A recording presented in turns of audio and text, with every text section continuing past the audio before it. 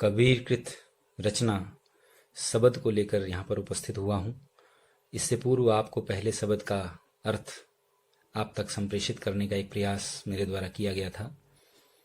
आज महात्मा कबीर द्वारा रचित कक्षा 9वीं के विद्यार्थियों के लिए ये जो दूसरा शब्द पाठ्यक्रम में रखा हुआ है, बहुत ही उत्कृष्ट कोटि की रचना है। आप जानते हैं शब्द का ही एक रूप है। महात्माओं के द्वारा, संत कवियों के द्वारा अपनी अनुभूति पर आधारित प्रभु कृपा से जो शब्द ब्रह्म स्वरूप एक काव्य या एक जो रचना उनके मुंह से निःसृत हुई, वही शब्द का रूप लेकर करके समाज में प्रतिष्ठा को प्राप्त हुई। आइए आज हम महात्मा कबीर के इस दूसरे शब्द की ओर चलते हैं, जो कि इस प्रकार है कि संतो भाई आई ज्ञान की आधी रे संतो भाई आई ज्ञान की आधी रे, भ्रम की टाटी सबे उड़ानी माया रहे न बांधी रे, भ्रम की टाटी सबे उड़ानी माया रहे न बांधी रे संतो भाई आई ज्ञान की आधी रे संतो भाई आई ज्ञान की आधी रे, हिति चित्त की द्वैथूनि गिरानी मोह बलिंडा टूटा, तृष्णा छानी परी धर ऊपर कुबधि का फाड़ा फूटा, जोग जुगति कर संतो बांधी, जोग जुगति कर संतो बांधी, निर्चू चुवैन पानी रे संतो भाई आई ज्ञान की आधी रे संतो भाई आई ज्ञान की आधी रे, कूड़ कपट काया का निकषा हरि की गति जब जानी, कूड़ कपट काया का निकषा हरि की गति जब जानी, आंधी पीछे जो जल बूठा प्रेम हरि जन भीना, कहे कबीर भान के प्रगटे, कहे कबीर भान के प्रगटे, उदित भया तम खीना रे संतो भाई आई ज्ञान की आधी रे, संतो भाई आई ज्ञान की आधी रे। प्यारे बच्चों, ये बहुत ही गेय पद है और बहुत ही उत्तम कोटि का ये पद, ये शब्द, जिसका अर्थ कुछ इस प्रकार है कि देखिए कि जिस तरह से समाज में जब आंधी आती है तो कुछ न कुछ परिवर्तन लेकर के आती है, और आप देखते हैं कि समाज में एक सामान्य हवा से प्रकृति में कोई बदलाव नहीं आता। सामान्य हवा तो दिन प्रतिदिन दिन रात प्रवाहित होते रहती है, लेकिन जब आंधी का जलजला आता है तो बहुत कुछ तबाह करके जाता है और बहुत कुछ नयापन लेकर करके प्रकृति के वातावरण में उपस्थित होता है।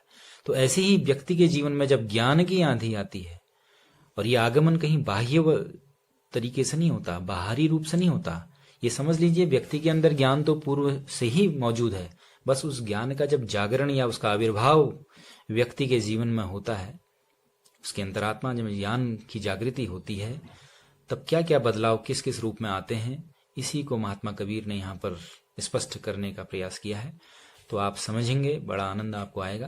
तो देखिए, महात्मा कबीर ने कहा कि संतो रे संतो भाई, जिस तरह से स्वयं सिद्ध कवि, सिद्ध महात्मा, संत कवि अपने आप में महात्मा कबीर थे, उसी रूप में वह अपने समवयस्क या अपने समकक्ष स्थित जितने भी अन्य साधु लोग हैं, सज्जन चरित्र लोग हैं, उन सारे व्यक्तियों को उनको भाई जैसा संबोधन दे रहे हैं। देखिएगा, समझिएगा, उनके समकक्ष जो हैं उन्हीं को भाई और उन्हीं को संत का संबोधन दिया और कहा कि संतो भाई आई ज्ञान की आंधी रे।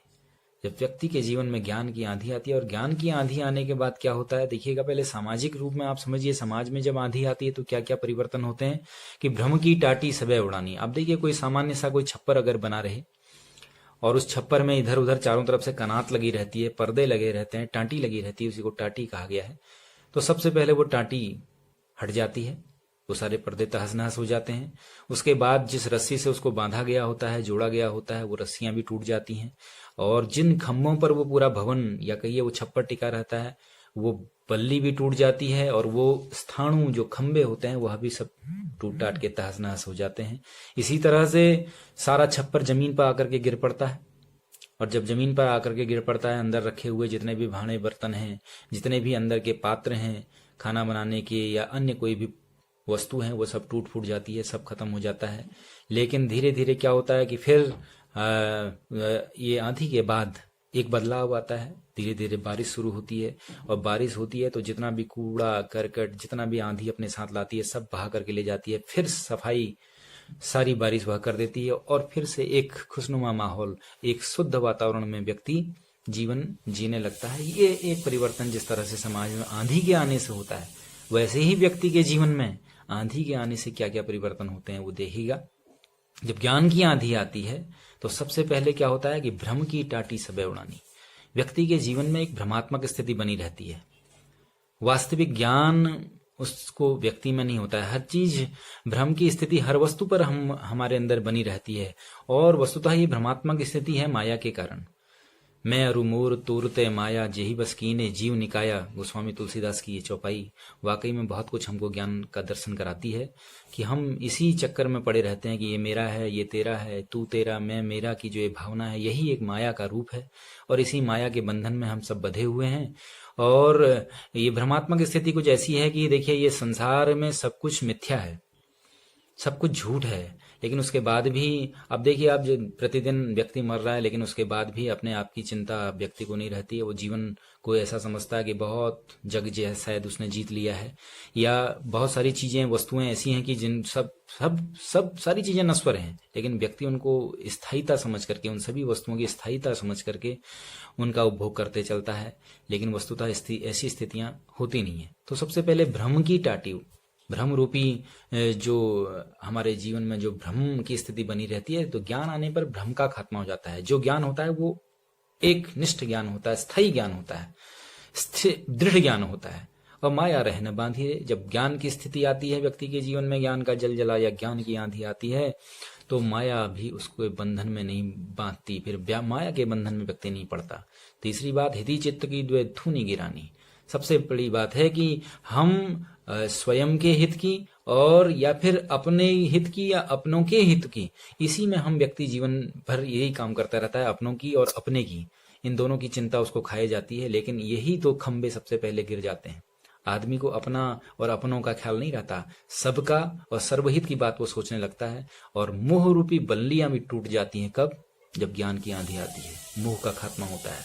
फिर उसके बाद तृष्णा छानी परिधर ऊपरी, फिर तृष्णा रूपी ये जो लालसा, जीवन में जो भी प्राप्त करने की हमारी लालसा होती है, वो जमीन पर आकर के आ गिरती है। कुबुद्धि का भांडा फूटता है, कुबुद्धि का भांडा फूट जाता है जब ज्ञान की आंधी आती है। हमारे अंदर जो दुर्विकार हैं या भी बुरी भावनाएं हैं, जो कुर्बुद्धि है, दुर्बुद्धि है, उस सब का खात्मा होने लगता है। फिर उसके बाद बड़ी मुश्किल से, सब बहुत ही युक्तियों के माध्यम से जब पुनः इस जीवन को तैयार करता है व्यक्ति, ऐसा तैयार करता है कि निर्चू चुए न पानी। संत लोग ऐसा इस जीवन को तैयार करते हैं कि उसके अंदर थोड़ा सा भी फिर पानी या कोई विकार मन मस्तिष्क में नहीं आता। और कूड़ कपट काया का निक्ष्या, हमारे शरीर से ज्ञान की आंधी आने पर जितना भी दुर्विकार है, दुर्विचार है, वो सब शरीर से निकल जाता है। कब? जब हरि की गति जानी, जब प्रभु की गति को हम समझने लगते हैं, उसके विस्तार को, उनके कार्य विस्तार को समझने लगते हैं, तो ये सब कुछ खत्म होने लगता है। और आंधी पीछे जो जल बूठा, प्रेम हरि रस भीना। और आंधी के पीछे जब बारिश होती है, तो उस बारिश में वो प्रेम रूपी भक्ति की बारिश जो होती है, उसमें सब लोग खुश हो जाते हैं। कहे कबीर भान के बगड़े, कबीरदास कहते हैं कि जब भानु का उदय होता है, जब ज्ञान रूपी सूर्य का उदय होता है, तो ये अज्ञान रूपी अंधकार अपने आप मिटने लगता है। तो ये एक बदलाव ज्ञान की आंधी के आने पर होता है, इसे समझें। धन्यवाद।